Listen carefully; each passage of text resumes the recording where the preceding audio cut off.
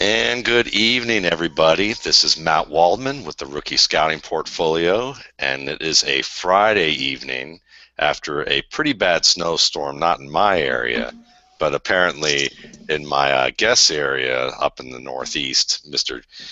Jeff Lloyd, who is joining us in the RSP Film Room. Jeff is does work with the Real Sports Entertainment Network, and I've been fortunate enough to be on his show talking about draft prospects. Jeff is a former wide receiver himself, and today we are going to watch Jaelen Strong, the wide receiver of Arizona State. So first, I want to welcome Jeff to the show and have Jeff tell us a little bit about his background and how Jeff, how you got into studying tape and the game at the level that you do.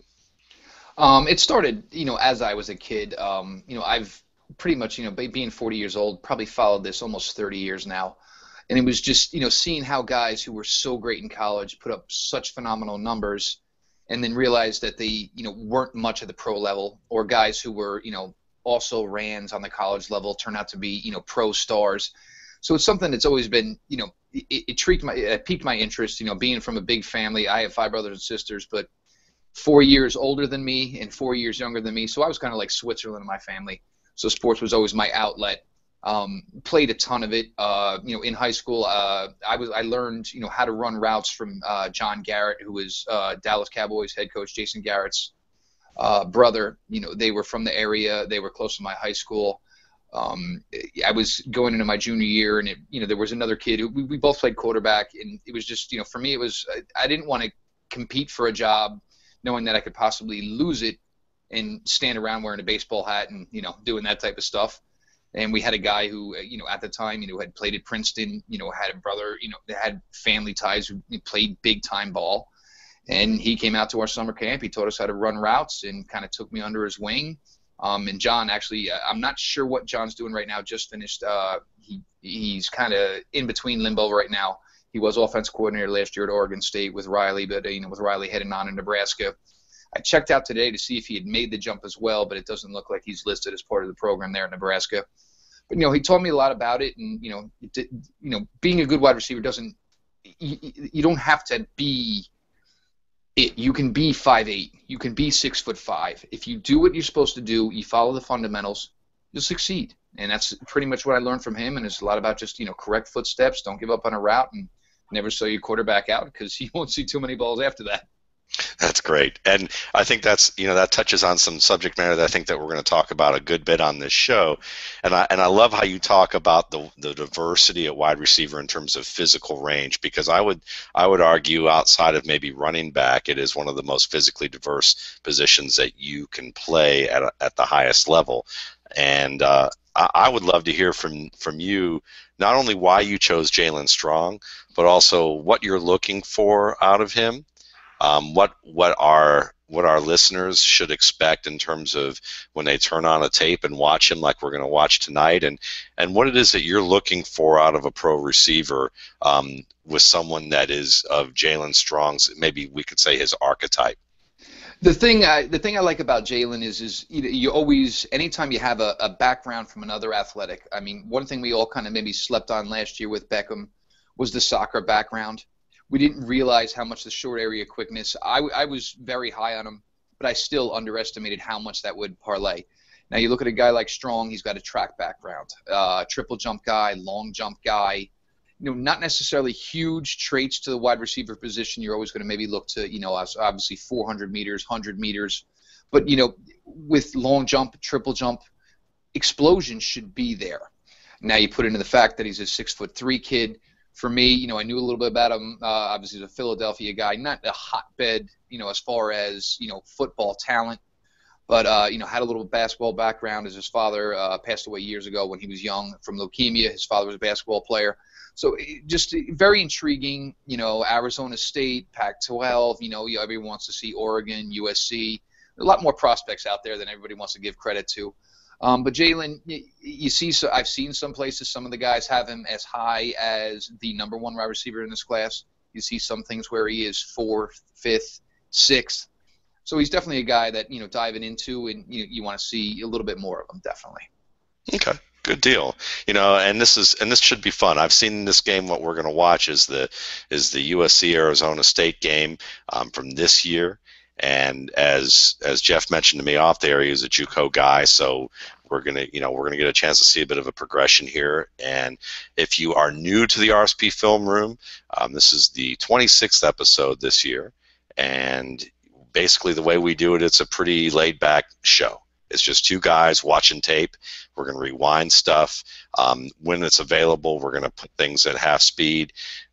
We'll talk about not just Jaelen Strong, but we'll also talk about what we see on the tape elsewhere at certain instances, or expound on something that's on a broader level, go off on a tangent here and there. And usually these last about an hour, hour and a half, depending on what it is that we end up talking about. So feel free to come. I always encourage people to come back to it if you want to, or check out different aspects of what you're looking for. We just follow the length of the tape. We don't skip around. And the tape that we look at is brought to you by Draft Breakdown, who is just a fantastic asset. Anybody who watches tape on the internet and breaks down players, Draft Breakdown is just such an excellent resource because it gives you the opportunity to see cut-ups of players, pretty much every play, even plays where they're not getting the ball that have something meaningful going on. Even if you're not sure that there's something meaningful going on, I would recommend you to still take a look at some of those plays, because usually those guys have good eyes for what it is that they're trying to get everyone to look at. So today we're actually looking, with this particular tape that we're going to be looking at, we're not going to have the ability to change speed a good bit, but with this tape, I think we're going to still find that we'll be able to see everything that we need to. And I'm going to go ahead and put it up on the screen. And Jeff, you just let me know if you can see it. Absolutely, sir.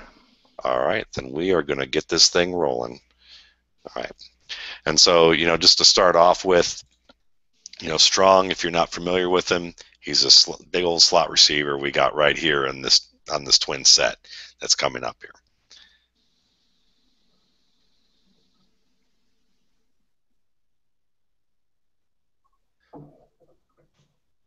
All right, watch this one more again. And one of the things that I think I like about him is, he is a fluid athlete. You can see that. I like how he snatches the ball. It's a very just kind of easy, complete thing, and you can see where he's, pretty good about protecting it right off the bat. First thing I noticed there, though, is him familiar with reading the defense, because he takes a little bit of a jump step, so he knows he's got the cushion. Because normally you would never want anyone to take a jump step because a D-back it'll just end your day right there. But he knows he's got the cushion enough to create the separation and get to the spot he needs to, obviously for the short game, which is going to the short pass, which is going to rely on him, getting some yak out of it. This is, one of these balls is where he looks good. Snatches and puts it away. You will see some times where he juggles a little bit, but boom, here, quick snatch and gone. Yeah, and I love the point about the jump step and what it looks that you're reading at there, and how that you could end up tipping off a defense in many other situations there. That's an excellent point, Jeff. Going to the next, now we're going to have him in the stack formation here, or a stack set behind here, this receiver, this little stack alignment.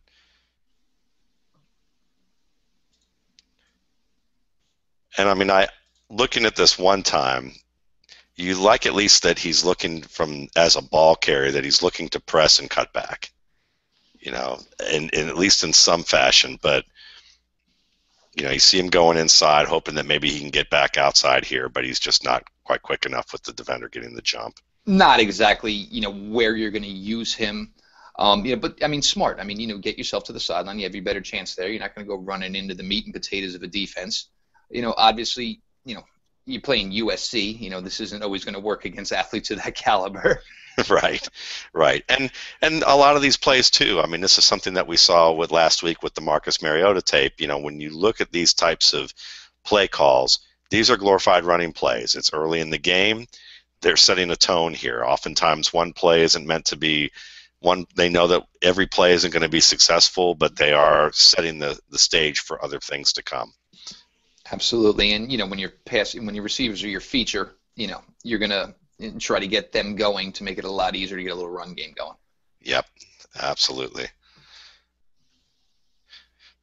So, question for you, just right off the bat: when I see a guy of his size, um, and just seeing him, this is early, of course, but your mind always wants to speculate about things right away. So you start seeing players like Jaelen Strong as a runner, and you see you start to gauge the level of quickness with the first couple of runs there, with the situations of what he can or maybe not can't do as a ball carrier, and you start to think about his speed, and certainly we're going to see instances of speed here, but do you see him as someone that maybe would also be considered as maybe a big slot receiver in the NFL? Is he someone that projects to that, or do you see him clearly as maybe an outside guy in a different role? My preference is outside. Obviously, with the long jump ability, the triple jump ability that we mentioned, the kid's got some hops. I just think maybe you're doing a disservice as far as maybe getting the max out of him by putting him inside. Obviously nowadays everybody, you have to do a little bit of both. Predominantly, my choice is to have him outside. With the 6'3", it looks like he has pretty good length to him, has the hops to him. Does well on contested balls, and obviously, high pointing as well. Seems to make the circus catch, win in a crowd. I'm going to keep him outside. I'm not, of course, I'll put him inside, maybe closer into the red zone, where he can maybe run those, Anquan Bolden patterns that they were running with the Ravens in great success during the Super Bowl run that they had. Once you get inside the 20, I'll put him in there, but for the most part, I want him on the outside. Good deal. And so, to some of our listeners, why would it be a disservice, in your opinion, that he would putting him in on the inside? What would be a disservice to his career in that sense? Just getting in the ball, closer to the hash. He doesn't have, the absolute, stone quickness like of a Tavon Austin. Obviously, he's a guy who didn't work out. Open field running with the ball may not be his best trait, and obviously as a bigger guy, it takes a little longer to get started. So yes, he can do some things from there, but it's a lot easier to carry a six. A lot of times it's easier to tackle a 6'3", 220 plus kid than it is to tackle a 5'10", 197 kid who is going to run a probably a sub 4.4 as opposed to Jaelen, who's probably in the 4.5 range. That makes absolute sense, and it's great. And especially, yeah, he's going to be a much bigger matchup threat against a 5'9", 5'9" cornerback as opposed to an outside linebacker or a safety in the middle of the field.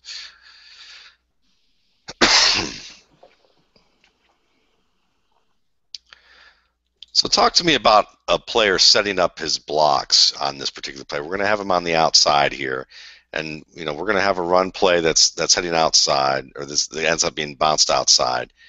And you see Strong set it up going inside, and then he's going to turn on his man to try and seal the outside here. What are some principles that anything that you were taught or that you've observed in your time of what he can do, what he's doing here, and what's the thought process? I think he started off correctly as to what the play was called. He was doing his job. I was always taught basically that your butt should be the video camera. You want to film the ball. He thought the play was going up the middle as opposed to letting the corner get to the middle to make the play. He thought he was cutting him off. He did a good job here. Obviously, sometimes as a running back, you got to ad lib, which kind of makes it look like Jalen's not doing the correct thing here. But his job there was to try and get inside that cornerback and not let his cornerback get his running back 6-7 yards down the field. Obviously, the D line of USC had had a pretty good penetration here and forced the running back nothing else to do. But I was always taught to make your butt the mirror, make your butt the video recorder. You want your butt to record your running back coming at you, and just make sure that you are in between the guy you're supposed to be blocking and your guy, and he's supposed to cut off of you. Whatever you do, if you take him in, you take him out. It's the running back's job to work off of that.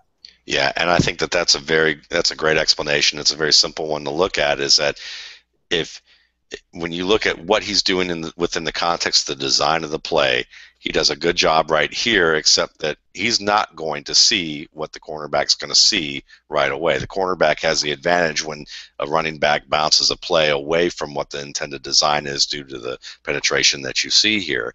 And so at this stage of the game, this becomes a tough play for any wide receiver to have to recover back here to try and make a play. So, if you're grading a guy for his his run blocking here, you would pretty much say that he did his assignment correctly, but had a tough situation.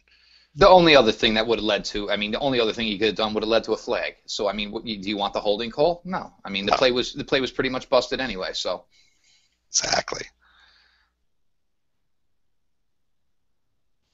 And I think here's where we're talking about why maybe as a slot receiver, you're not going to see that kind of quickness. This is a guy with build-up speed, you yep, know. jet sweep is definitely not the call for Mr. Jaelen Strong. No.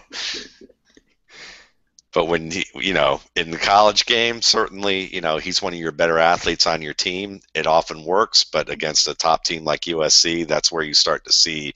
This is why oftentimes getting a chance to watch top competition or competition with great athletes on defense is really good when it comes to evaluating a player's tape, because his function in the offense may work against an Arkansas State. It may work against, a team Hawaii. like Hawaii, exactly. But then let's see how they do the jet sweep, how he handles the jet sweep against the USC, and then you start to see plays like that. Yep. All right, so now we're going to see, he's going to get a little off coverage here. And we don't see the break on this, but it's nice that he comes back to the ball and he's under it. It's nice, it's a nice job of getting under the ball and coming back. So that's something that you definitely want to see. He adjusted well. And now you're talking about a guy who, at 6'3" was able to get low. Yeah.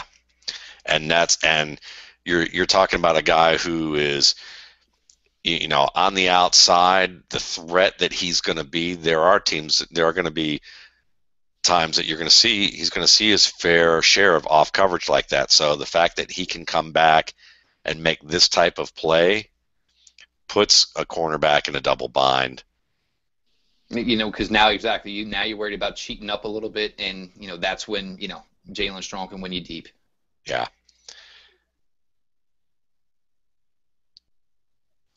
All right, another run play here, and I like the fact that he's closed the gap pretty well here as a runner. I like the fact that he initiated the contact. He didn't wait, he didn't wait for the D-back to walk up. He went in and went right in. So now he's got his man here. He's done his job to this point. But again, the USC. Yeah, but it's still one of the things that I like though still is that you see him still engaging in the contact well out of the play. I mean, like he's moving the man.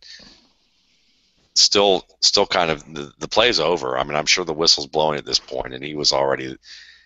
Exactly. He's not shying away from the contact. I mean, a lot of times you see the receivers with the arms up to the side, trying to make it look like they did what they were supposed to do. But he got to his spot. He beat his guy. His guy didn't make the play. Yep.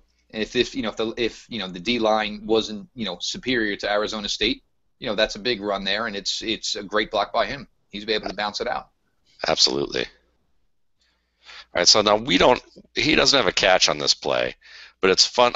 One of the things that I like about Draft Breakdown here is that they show plays that give you a chance to see a little bit more about route running with him, even when he's not getting the ball.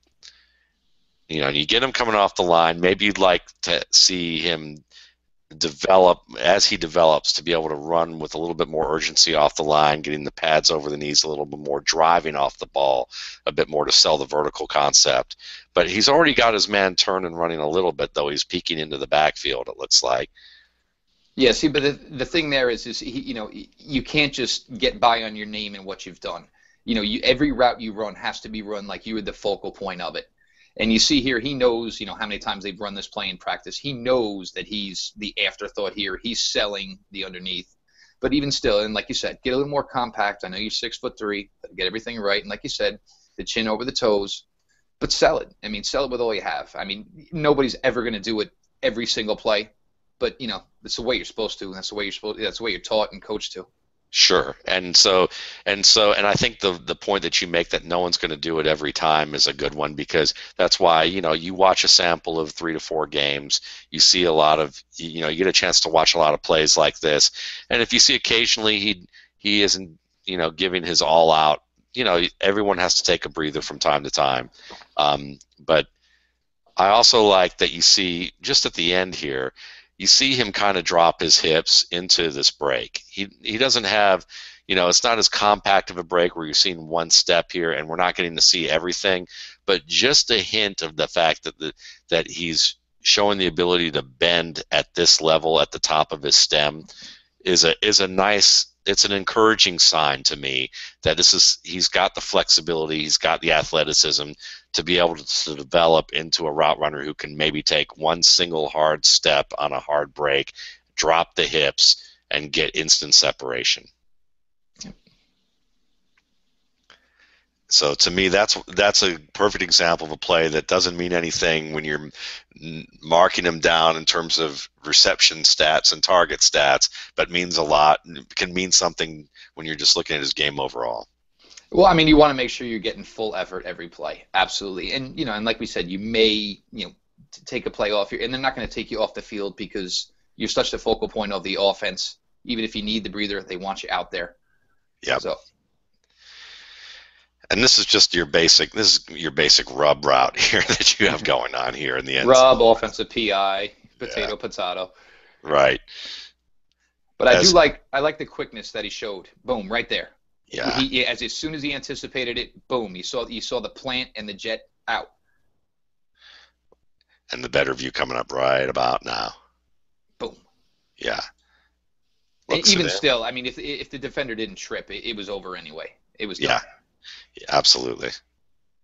Now I call it a rub route because I'm more of an offensive minded guy like you. My buddy Gene Bramwell over at Football Guys, who's Darrell Revis to my Steve Smith would say that it was interference, but we'll have him on another time.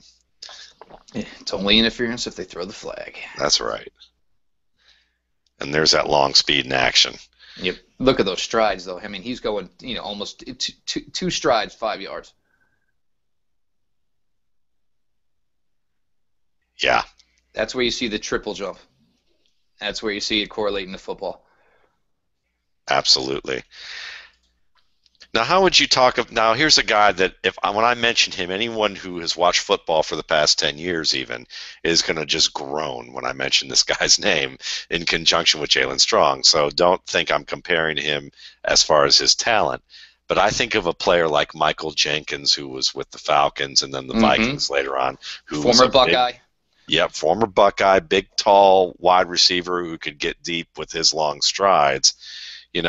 Talk about why. If you have any thoughts to share with this, if not, fine, but why a guy who's kind of a build-up speed runner like this, the average fan may be down on a player like a Michael Jenkins who had a pretty nice career when you talk about just from a pro standpoint of being in the NFL. He wasn't a dynamic statistical player, but he was certainly one that teams relied on.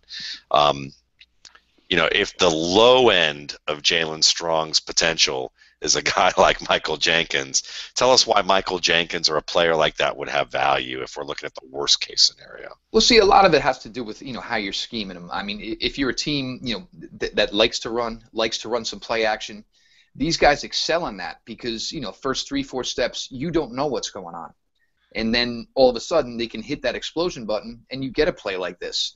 First 3 plays off the first 3 steps off the line, you're still not sure what's going on. But then, because he can cover so much ground, even at a slower speed, when he turns it up to top notch, now it's almost like a damn. As a defensive back, what am I going to do about this? The guy's fast and he's long and he's tall. 3 steps now, boom, that's it. This guy's open. That guy settled down, and boom, there it is. And let's talk about the beginning of the play, because I think one of the things that a lot of people miss out on is that one of the biggest parts of playing wide receiver isn't the catch point, but it's this very early stage, this very first 5 to 10 yards where you've got off coverage or sometimes you have tight man. And what you're trying to sell here, what is he doing that's so effective within this first 5 yards of this tape? For me, he's trying to close the gap. He knows what he's doing. The defender doesn't, so he's trying to close the gap. He knows he's going to plant that foot, and that's it. He just ate the kid alive right there. Yeah.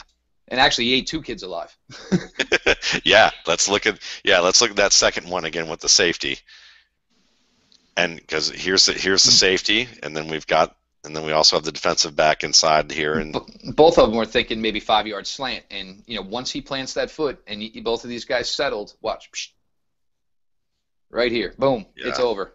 There's nothing that safety with the towel is doing right there. There is nothing he was doing. Yeah.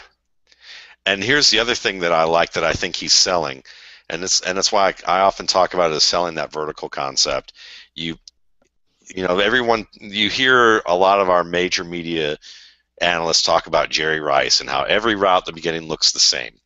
And one of the things that you see here is this is just a straight line, and he's getting as close into the body of the defender as he needs to. And a lot of receivers, you will not see them do this. I think Devontae Parker is a perfect example of a receiver who will veer away a little too early, veer a little outside or inside, and tip off what he's doing at times because he's so confident in his athleticism that he isn't going to force the hand of the defender. He thinks he's it's not that it's bravado, it's not bravado or cockiness, it's just more of a I've succeeded so long being so Mm-hmm. good and so fast that no one's been able to stop me, that I haven't been corrected, or I haven't really paid attention to being how I should be corrected on this, because it's working for me all the time right now. But once he gets to the league, he's going to need to do what we're seeing Jaelen Strong do.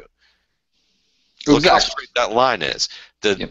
At this point, a lot of receivers are going to start to break off here, or they're going to veer or try and do something where really what he's doing, 3 more steps, and he is still moving straight Yep. into this line. He's And still in the hash. yep, and he's forcing this cornerback inside close enough that once that cornerback steps up right here, it's over, because the cornerback's already like expecting to cut off a route that is not happening here. See, and also what though is how he beats the second guy, the safety, is by doing that. Yes. I mean, yes, he could have gotten himself a 6-7 yard gain by rounding the route off as opposed to jabbing correctly, but he would have been tackled by the safety by running the route correctly, staying on the hash, cutting down on the cushion. He's now beaten both men. Yes. And this is about, and this is the hard thing, is that playing wide receiver in these first steps in your stem, which is basically the line that you were taking before your break. In this stem, he's trying to break the patience of this safety. Good cornerbacks, good safeties are very patient, and are able to be patient with wide receivers' routes, so that they're going to wait them out and make them make the first move and then react to that and be able to anticipate a little bit as well. But this safety has no choice but to go outside. He's waiting. Here's where normally he'd be able to wait for a receiver to react. But that next 3 steps, he's already got his hips leaning outside at this point. And then that's at that break point. He may see that the step is about to send Jaelen Strong to the inside, but he's already moving outside, and it takes him 3 steps to recover and for his mind to realize, or his body to kind of override what his mind sees here and turn back around, and it's too late. Once he dropped that right shoulder in, you see it. He dropped the right shoulder in, and he dropped it in before Strong almost even made the cut. Obviously he anticipated too deeply, and it's one boom, exactly. Yeah, it's done. And that's the thing, is that playing wide receiver, oftentimes it's about the economy of the movement, and not so much always whether he can tell a pretty story that is I was a literature major, so I always think about things like, you can look at a writer who has really his language is very full and lively and filled with imagery and symbolism, and it's very rich and that kind of thing, and you can see someone tell a story that's very technically interesting, but very dense. And a guy like Marvin Jones would have can run some very dense type of routes where there's a lot of movement and a lot of baiting in one direction or other with movement, and it's still very good. But then you have someone kind of like an Ernest Hemingway, who had a very clean line to how he wrote a sentence. And Jaelen Strong is showing you that clean line. If you're going to use a literary allusion to to a player, he has that clean line that just you're forced to have to declare something because it's just so clean. Oh, absolutely. I mean, it's doing what you're told, doing what you're coached. You want to cut down on the cushion, which he absolutely did, And, I mean, you beat two guys by doing things correctly. That's how you beat a double coverage. Yeah.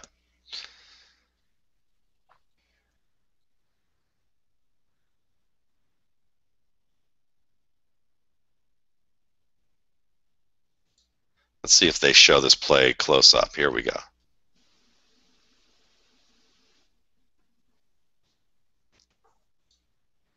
Let's look at it one more time here. This is a, when you look at his technique here, oftentimes you're going to, I mean, this is at least from what I've read, and there are certainly many ways to look at how a wide receiver can be coached. But I've certainly seen my share of coaching where they talk about things like a 3- and 4-step release technique. When you're facing someone who is either playing this type of coverage that's shorter off, or that they may be up to press. And you're going to see just really like 2 steps and an outside move here, but then he's going to try and break it back inside. And yep. Yeah, I mean, he sold it well. He sold it well, obviously, because, he got the guy to flip open to get himself back inside. But see, there was the little hop at the beginning, which I'm not a huge fan of. That was one Mr. John Garrett would always put his, I would get a forearm to the chest. I made that move if he was covering me. And why? And talk to our readers about that hop and why that hop is dissuaded in terms. It's just wasted movement is all it is. I mean, and obviously, you're going against the top competition here. So basically, what you're doing is you just made it a little bit easier for you to be covered. Now, by doing the hop, the safety's allowed to get over a little quicker. It's just absolute wasted movement. And like you said earlier when we were talking about Jerry Rice, you always want things to look uniform and look the same. You throw that in the mix, all you're doing is killing the timing of the quarterback. Obviously, you always assume when you draw up a play, everything's going to be perfect, pass protection, everything. But one little giddy up like that, and that leads to that. It leads to the guy being on his hip. Yeah, and you're not really getting upfield any further. You're not getting upfield fast enough. Well, you're not going exactly. You're going up and down. You're not getting down the field. It's he's done nothing. Yeah. And I think that this is a common thing that happens with receivers. I mean, this is my guess, but I would think that it's very easy. It's like boxing or any type of sport where you have contact. These players are not afraid of contact, but there's a natural element that when you are playing a game where you're trying to get away from someone, that it's intuitive for you to try and avoid contact as much as possible. Yeah. It's counterintuitive to say that you need to welcome and engage that contact. But when it comes to this type of maneuver, you really want to get into the man's body because you're putting him on his heels, and then you have control and be the aggressor with your hands. And that's something where I think that Jaelen Strong's game is going to only improve with time if he works at it, is getting his hands working well in conjunction with his feet. Yeah, I mean, exactly. I mean, because right there, I mean, he could close the gap to begin with. The D-back has taken his drop, and he's basically, in essence, taken 3 steps, 1 step, and then went straight up in the air, and he's still on the line of scrimmage. And would you say, yeah, 1, 2, you got it. And then even with the hands, it's kind of like, okay, well, let's just use brute force here. Was he a candidate? He's already into the body here. This is where I'm looking at this, and I would think, as the armchair observer in this situation, I'm looking at this and thinking, outside arm, rip through this arm that's armbar in here, instead of having your, turn your pads back downfield. Well, his right arm right there should be, he should be going elbow to elbow to his right elbow. Take your right elbow, get that right elbow, get that man off of you. One arm is going to get an entire guy off of you right there. Boom. Yeah. Throw that elbow up, get his elbow off your body, and he's open. And as a result, this is the difference between this being. That's why when we talk about this first 5 yards, this was what is the difference between him catching this ball and what we see happening here.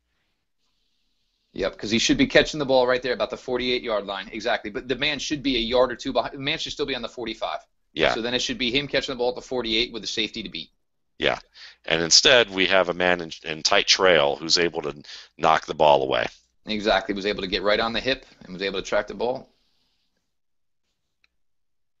See, I mean, that's one he cost himself there. Absolutely. Yeah, and it's one of those things that, I mean, this is what I love about watching this particular tape and watching wide receiver tape, is that you get a chance to see these things, and the more you watch, the more you realize that what happens at the beginning of the play often is the outcome. Because it's easy to look at this and go, "Oh, the defender made a nice play," and he did. He did make a nice play, No, but it sure. wasn't. But the receiver gave it up. Exactly. I mean, the cornerback did a great job, recovering because he was, obviously, got a little bit outside of him. But if he hadn't wasted, the first two steps, it wouldn't even been close. Yeah. Especially with a long strider like Jaelen.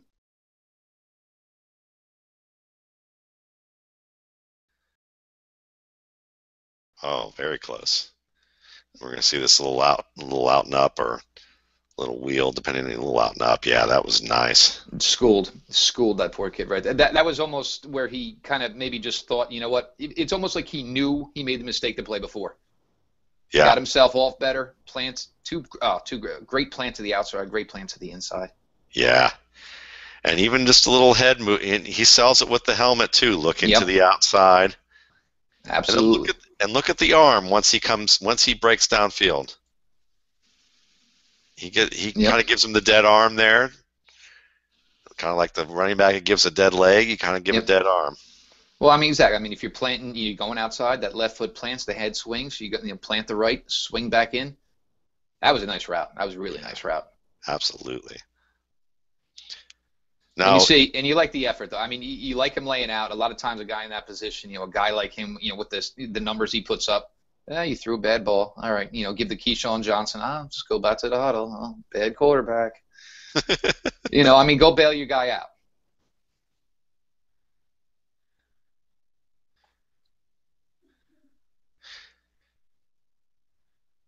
Now you brought him up, so I'm gonna continue with it, because he's actually the guy that I see a comp to, is like as an upside in terms of when Keyshawn was at his best. Can you get with that as an idea of saying that maybe he has some of that Keyshawn Johnson style of player to him, not attitude, just style of player? Well, let's not wish that on anybody, but I mean, you see with the length, and even Keyshawn, he was never going to win a 40-yard dash, but he was a long strider, and you knew how to use his big body well, knew how to sell, and when Keyshawn was on and he was motivated, he was uncoverable because he knew how to, everything worked in unison, and like I said, I've been watching for 30 years. I remember Keyshawn at USC. He's got that target to him, and I mean, if you're a quarterback, I'm gonna throw the ball 15 times to the 6'3" guy. Yes, I am. Yes, yeah, absolutely. And when he wasn't the #1 overall pick for nothing.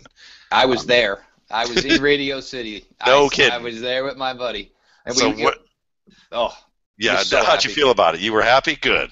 Well, there's two ways actually funny, because my buddy I was with, he played at Hofstra, and his teammate at wide receiver was Wayne Corbett.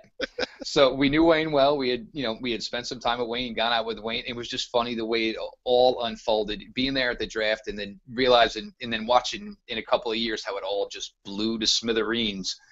Because there was a guy like Wayne Corbett who showed up every day, did everything you asked, did more than you asked. And then guess what? He went and gave you 3 hours of film afterwards. And, Keyshawn said, okay, this is all I'm required to do today. All right, you all need me. I'll be in the city. There you go. It's a nice little snatch of the ball. And it's interesting, it comes down to work. And that's one of the great unknowns that we don't know when we're projecting players. It's the biggest mystery we have. You have to be able to work. It's just like any type of job. You can be the straight A student. You can have the full scholarship. You can be involved in every club, and then it's time, and you can get that, be first in line in the job interview. You have all the right connections, and then you go on the job, and you think you have it made, and that can be, the beginning of the end of your career with that particular organization. You can be the guy that went to community college and worked his way through, and gives his all and gives his everything, and it's just like any other profession in that regard. You just got to get in the door, and if you can work at it and you get the opportunity and make the most of it. But sometimes it's like getting your opportunity. Sometimes it comes at the expense of a player who gets the first shot. Yeah, That's kind of how I got into the draft. Performed to the level that you would expect. Yeah, that's how I got into the interviewing of prospects last Again, it's a year. nice snatch of the ball. I mean, I like that when he does make the catch. Only thing though I question there is He's got pretty nice hands. only thing I question there is did he have to jump?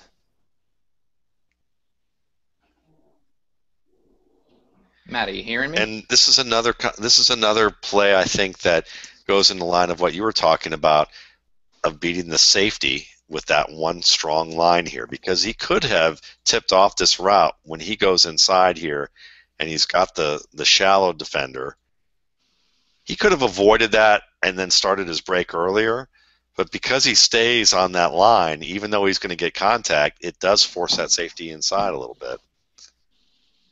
Matt, are you hearing me? All right, folks, let's see, are we back? Yes, we are back. And we had a few technical difficulties with volume. I'm not sure what happened. I have a feeling, though, that some of you are probably going to have heard Jeff while I'm going, I can't hear him. But that might not be good. Yeah, there's probably going to be about 5 minutes of that going on, at least in the last portion of the video. I'm going to try and cut these two together. If not, you can probably ignore the last 5 minutes of part one and the first couple of minutes of this one. We're just going to go back to studying Jaelen Strong at USC, and hopefully I can cut these two things together. If not, then, you know, this is the first year I'm doing this stuff. It's a process, you know, of growing, and this is part of the growing pain. So we're going to get right back to it. That's why I give you credit. That's why I like my blog talk. I have a director, I get a phone call, and it's off we go. Something goes wrong, awesome. I have somebody to blame. That's awesome. I only have myself to blame, so there we go. And that's okay, because I'm getting into this mess, so might as well. All right, so we got this set back up. And I'm not sure if this was the play we were running before, but the one, and you know, he looked like he was from this one, I think, where it seems, I don't know why, it seems like he jumped to catch it, which I don't think he needed necessarily to do. So right. That's one little peeve I might have here. I'm not sure if it was this one or the one before. You know, I don't, you know, why leave your feet if you don't have to? This might be it coming up. This might be it. This is a block, actually, and then it'll be after that. Yeah. And absolutely, when it comes to leaving the feet, that one was that it? Yeah, it may have been like 2 plays earlier, but it's just, you know, I mean, it's, you know, it's simple critiquing. But if you don't have to, you know, you're 6'3" for a reason. Yeah, you might have to catch the ball in your eyes, but go ahead and catch it in your eyes. Yeah. You know, it gives you a better chance at yak. Obviously, you know, going to create more space. You obviously not going to slow down any momentum. That was a nice little arm bar right there. Yeah. And you see where the strength and the tools, as far as fundamentals come, the baseline tools that he has that he's going to bring to the table that are going to come into play, and that will help him. And just with a little more refinement, he won't need to. You know, you got this nice. This is a nice, quick little move there to the outside. Nice little shed with the arm, create the separation.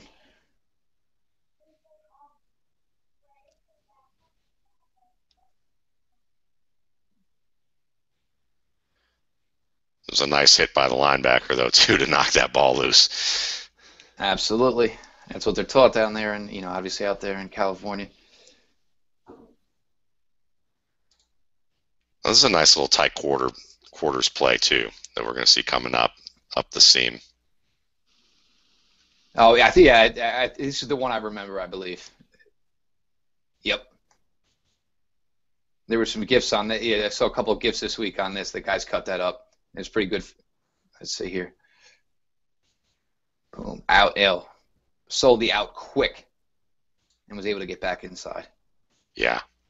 And I'm sure they'll show this one more time from the other angle. I bet they will. So let's see if we'll watch it one more time like this. Hey, selling that out. Stabbed it. Very nice. Looks it in very well. Nice concentration. And, you know, let's not underestimate the fact that he knows that the safety is over top.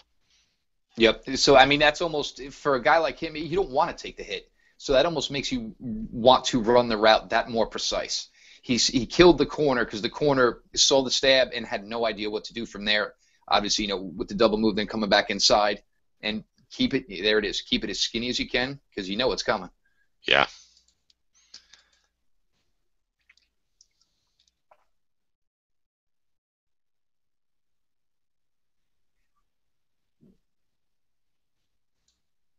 Yeah, this is just a straight throwaway by the quarterback. Yeah, I mean, if you're going to try and complete that ball 9 times out of 10, it's going to turn into USC ball. yeah. And that wasn't. I mean, I don't even know if you'd really judge that as a route. It's almost as much as Jaelen realized the play was blowing up as well. Yeah. And I think that's very good context, and it just eliminates you from trying to over critique something that doesn't need to be. I mean, the only thing you do in that position is take it long, but at that point the quarterback's already moving up in the pocket. Plays, it's busted. Yeah. And I think that this is and I think what you bring up is a very important point when it comes to evaluating prospects is learning that context to when saying, you know what, there's nothing that this is a play where it's not really going to be worth your time to sweat the details over with what he did or didn't do, because you're probably you're choosing something that's well out of context. Yeah, by the time if anything, quarterback just take your 2 yards and come back on 3rd and 8 instead of 3rd and 10. Yeah.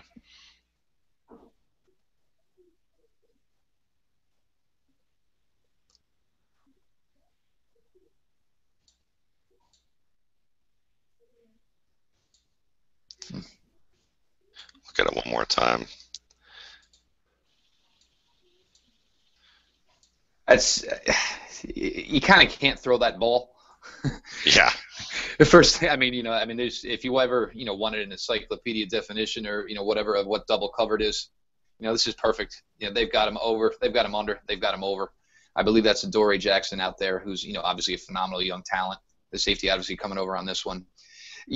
Not the greatest of pattern. You're trying to settle in obviously with the cover 2 there, but it's kind of hard to defeat a team with the athletes that USC has with something as simple as this. Yeah.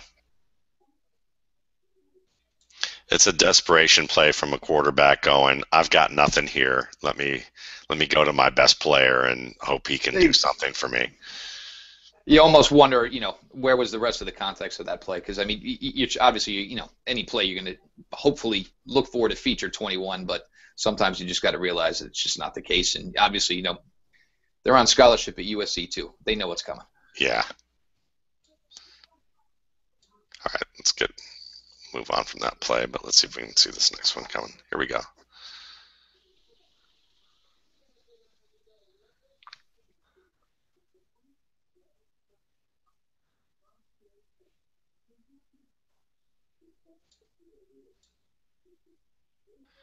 Just looks like a simple slip, Yeah, no, exactly. Not much to it. I just,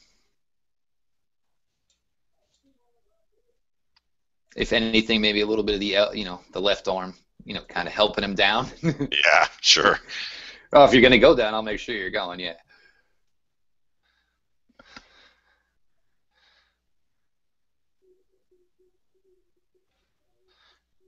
I have no problem with what I like calling that framing separation.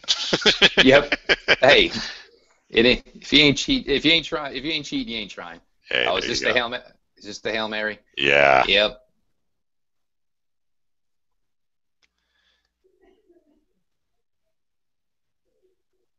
Pretty play. But as we talked about earlier, and you're running your line and stay in your pattern, it's exactly what he did here. It's obviously poor defense when you've got that many guys back there. Definitely poor defense, but he did exactly what he was supposed to do. He didn't alter. Right. Let's see if I can reset it and look at it one more time here. All right.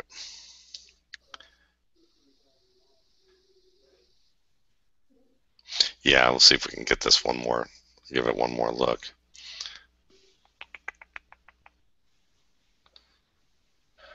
All right.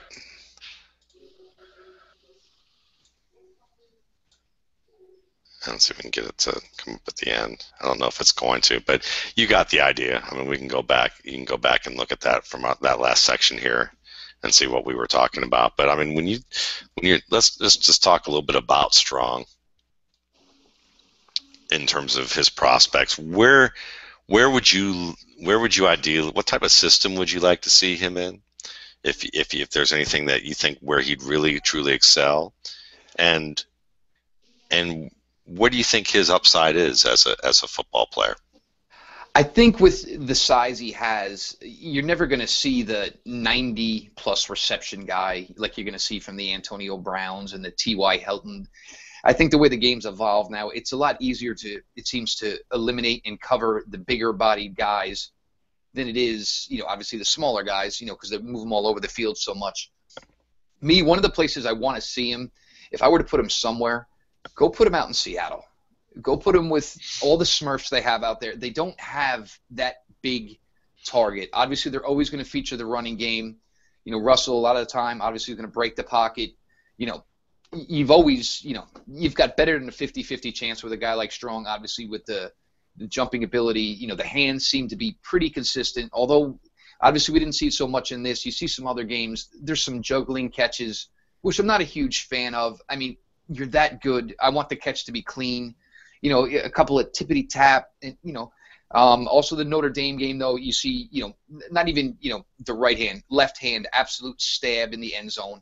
He's got a lot of, phenomenal, just general gifts from God. Obviously, father being a basketball player, I'm sure, there isn't a kid who's an athlete who's not played some basketball.